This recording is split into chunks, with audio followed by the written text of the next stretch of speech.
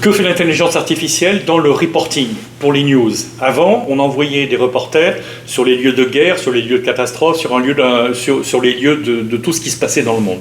Et donc, ces reporters prenaient des risques, ils disaient des choses très intéressantes et ils expliquaient la situation telle qu'ils l'apercevaient, qui était ensuite traitée par les journalistes en plateau et qui avaient des débats sur les choses qu'on voyait. Aujourd'hui, vous vous mettez devant votre ordinateur, vous dites « Sors-moi ce qui se passe dans tel pays, quelles sont les statistiques de morts, de blessés, de villes reprises ou laissées, etc. Donne-moi tout ça. Et ensuite, dis-moi quelle est l'évolution sur les terrains depuis 48 heures. Trouve-moi des images pour illustrer tout ça, et il le fait. Ça veut dire que, concrètement, comment les gens vont faire maintenant en reporting? Ils vont faire un reportage comme ça, tout mouillé, ça va prendre 15 minutes, mais en réalité, ça prend 3-4 minutes avec l'intelligence artificielle. Donc, ces 15 minutes, après, ils vont ajouter du commentaire, et les commentaires, ils vont le trouver où?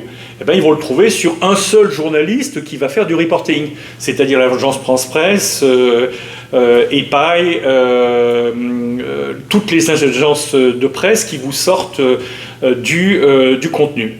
Un seul journaliste pour faire des reportages pour toute la presse. Donc, je ne dis pas que c'est bien ou que c'est mal, c'est ce qui est en train de se passer.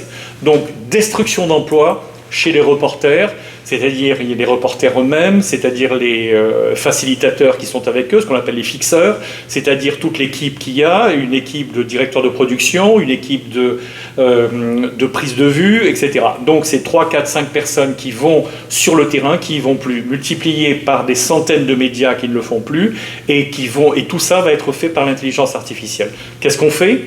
Ben, si on est reporter tout de suite, on se branche sur l'intelligence artificielle, on apprend comment faire et on apprend comment développer des parades pour ensuite reprendre un boulot et se vendre comme quelqu'un qui connaît l'intelligence artificielle appliquée au travail en question.